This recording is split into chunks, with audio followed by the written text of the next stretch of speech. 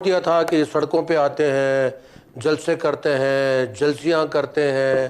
Corner meetings کرتے ہیں، جو کچھ بھی کرتے ہیں انہوں نے ان کو آزاد چھوڑ دیا تھا۔ اس کے بعد ہم نے دیکھا کہ لاہور کے جلسے میں کیا ہوا، ہم نے دیکھا کہ پشاور کے جلسے میں کیا ہوا، اس کے بعد ہم نے دیکھا کہ یہ کارنر میٹنگز پہ آ گئے۔ بہرحال انہوں نے اپنا زور جو دکھانا تھا بتا دیا۔ سب کو معلوم ہے کہ عوام ان کے ساتھ نہیں ہے، عوام نے نہ صرف ان کے بیانیوں کو ٹھکرایا ہے بلکہ ان کے جو ہے پورے صحیح طریقے سے ان کو ٹھکرا دیا ہے، ان کو بتا دیا ہے کہ ایون دو ابھی مشکلات ہیں لیکن ان کو معلوم ہے کہ ایک لیڈر ایسا آیا ہے کہ جو کہ صداقت سے کام کرتا ہے، شفافیت سے کام کرتا ہے اور ٹرانسپیرنسی کو سامنے رکھتا ہے، اور جو لگا ہوا ہے، جس کام پہ لگا ہوا ہے وہ یہی ہے کہ جو بنیادیں اس ملک کی خراب ہوئی ہیں ان کو استوار کیا جائے اور اس کو صحیح راستے پہ ملک کو ڈالا جائے۔ اور اب آپ نے دیکھا ندیم صاحب کہ اب جو ہے حالات جو ہیں پہلے کے مقابلے میں، یعنی 2.5 سال پہلے جس طریقے سے جس حالت میں یہ ملک تھا،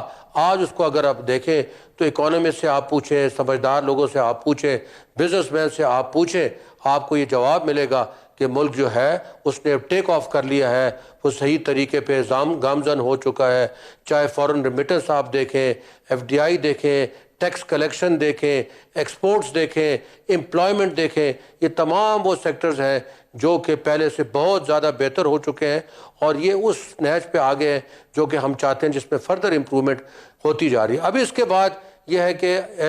سینٹ کے الیکشن کی بات ہے۔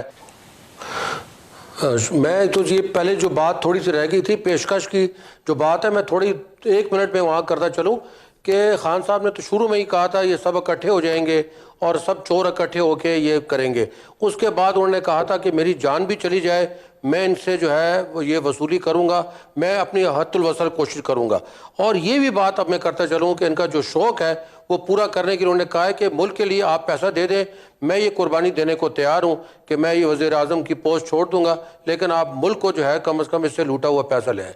دوسری جو آپ نے سوال کیا سینٹ کے متعلق، تو میں آپ کو بتاؤں، دیکھیے ایک تو یہاں پہ یہ کلیریفیکیشن ہو جانی چاہیے کہ سینٹ کے پاس کوئی ڈسکریشنری فنڈز نہیں ہوتے، کوئی کسی قسم کے فنڈز ان کو نہیں دیے جاتے، ان لائک نیشنل اسمبلی۔ آپ ایک تو یہ تو کلیریفیکیشن آنی چاہیے۔ دوسری چیز جو ہے وہ یہ ہے کہ دیکھیے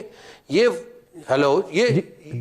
یہ ووٹ جو ہے، یہ ووٹ جو ہے دوسرے ووٹ سے ڈیفرنٹ ہے کیونکہ یہ پارٹی کی ایک امانت ہوتی ہے۔ جیسے کہ آپ سمجھتے ہیں کہ باقی ووٹس ہوتے ہیں، یہ پارٹی کی ایک امانت کا ووٹ ہے کہ اس میں جو ہے وہ ضروری جو چیز ہے وہ یہ کہنے کی میں یہ جہارت کرا تھا کہ یہ جو ہے پارٹی کی امانت ہوتی ہے، اور پارٹی کی امانت جو ہے وہ جو ہے ایک ایم پی اے جا کے سامنے کرتا ہے۔ اور جہاں تک دیکھیں ڈرنے کی بات ہے، ڈرنے کی بات کوئی نہیں ہے۔ یہ پی ٹی آئی ہے، یہ مسلم لیگ یا پیپلز پارٹی نہیں ہے کہ آپ نے سینٹ کے الیکشن میں دیکھا کہ جب چیئرمین صاحب کا الیکشن ہو رہا تھا تو 14 آدمی غائب ہو گئے اٹھنے اور ووٹ دینے میں، اور کسی نے ان کے اوپر کوئی ایکشن نہیں لیا۔ ان لائک آور پارٹی کہ اس میں اگر شک ہوا ہے کسی کے اوپر تو انہوں نے 20 ایم پی اے جو کہ الیکٹیبلز تھے ان کو اٹھا کے ایک سائٹ پہ کر دیا۔ تو ہمیں اپنی طرف سے کوئی وہ نہیں ہے، ہم تو چاہتے ہیں کہ اس ملک میں شفافیت آئے، کیونکہ اگر کرپشن کے ذریعے سے یہ پارٹیاں سامنے آتی ہیں، کوئی ممبر سامنے آتا ہے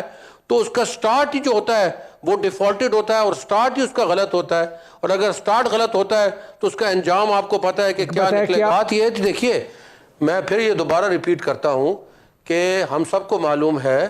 کہ سینٹ کے الیکشن میں جو پارٹیز جو ہیں جو ان سامنے نہیں آنا چاہ رہی، اور جو میں نے آپ کو پہلے بھی عرض کیا کہ جب سینٹ کے الیکشن میں چیئرمین کے الیکشن میں انہوں نے ان لوگوں کو ٹریس کرنے کی کوشش نہیں کی، یہ وہی لوگ ہوتے ہیں جو کہ پیسے خرچ کر کے سینٹ کے الیکشن میں آتے ہیں، اور یہ وہی لوگ ہوتے ہیں جو کہ نہ صرف پیسے خرچ کر کے ووٹ خریدتے ہیں بلکہ وہ لوگ ہوتے ہیں جو کہ سینٹ کا ٹکٹ لینے کے لیے اپنے پارٹی لیڈران کو کوڑھا روپے دیتے ہیں۔ یہ آج واضح ہو گیا ہے کہ کون سی پارٹی جو ہے یہ نہیں چاہتی کہ اس کے لیڈران جو ہیں وہ 4 سال کے بعد وہ امیر سے امیر تر ہو جائے تاکہ وہ اپنے ٹکٹ بیچ سکیں۔ ندیم صاحب، یہ جب تک ہم پاکستان میں یہ ان پہ شفافیت نہیں لے کر آئیں گے، پاکستان کا وہی حال رہے گا جو انہوں نے پچھلے 40 سال میں